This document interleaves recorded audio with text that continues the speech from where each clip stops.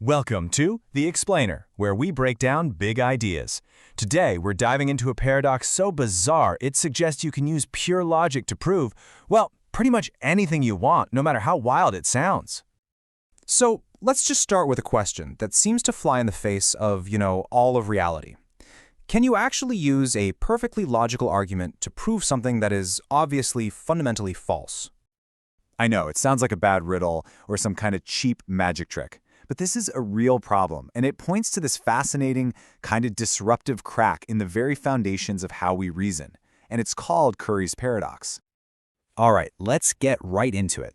The whole paradox is built around one very special sentence. It looks pretty harmless at first, but trust me, it's designed to completely break the rules.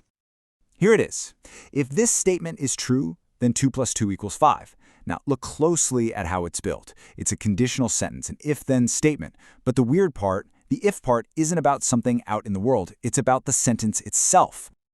Okay, so let's walk through the logic here, step by step. First, let's just assume the whole sentence is true for a second. Well, if it is true, that means the if part of the sentence is satisfied. And you know how if-then statements work. If the if part is true, then the then part has to be true too. So it logically follows that 2 plus 2 must equal 5.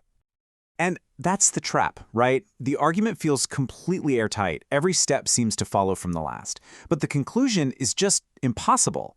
We've used what looks like perfect, flawless logic to prove total nonsense. And that's a huge problem for anyone who, relies on logic to understand the world. So how on earth is this possible? How can one little sentence tie logic into such a pretzel? Let's pull back the curtain and see exactly how this trick works. The real power of this paradox all comes down to one very specific kind of sneaky feature that our language allows for, but that formal systems have a really hard time controlling.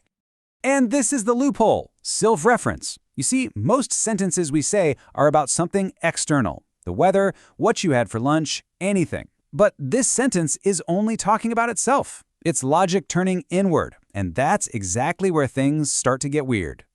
This self-reference thing creates this bizarre feedback loop that completely sidesteps any need for real-world proof. This sentence basically says, hey, just assume I'm true, and as a reward, I'll give you a rock-solid reason to believe this other, totally absurd thing. It's like it weaponizes the structure of if-then logic to prove its own impossible point. And what's really wild is that Curry's paradox isn't just some one-off logical freak show. It actually belongs to a whole family of paradoxes that have been bugging philosophers and mathematicians for centuries. And they all use this same core trick of self-reference. I mean, its most famous cousin is probably the liar's paradox. This statement is false. If it's true, then it has to be false. But if it's false, then it has to be true. It's just an endless brain-melting loop. Curry's paradox is a little more clever, though. Instead of just creating a loop, it uses that if-then structure to prove literally any statement you want to plug in there, whether it's 2 plus 2 equals 5 or the moon is made of green cheese. Anything. And this isn't just a word game either. Way back in the early 20th century, the famous philosopher Bertrand Russell found a very similar paradox in set theory, the very foundation of modern mathematics, all involving a set that referred to itself. These things show that any system that's complicated enough to talk about itself, whether we're talking about language or math, is vulnerable to these exact kinds of logical meltdowns. So, yeah, it's a really fascinating logical puzzle for sure, but why does it actually matter? Why should any of us care about some weird sentence that plays tricks on us? Well, because it reveals something pretty fundamental about our whole search for truth. Curry's paradox isn't just some brain teaser you see online. It's a profound warning. It shows us that language, the main tool we use for reasoning, has these little bugs, these built-in vulnerabilities. It kind of suggests that our dream of creating a perfectly consistent, totally contradiction-free system of logic might just be impossible. There might always be loopholes. And that leaves us with one last kind of big thought.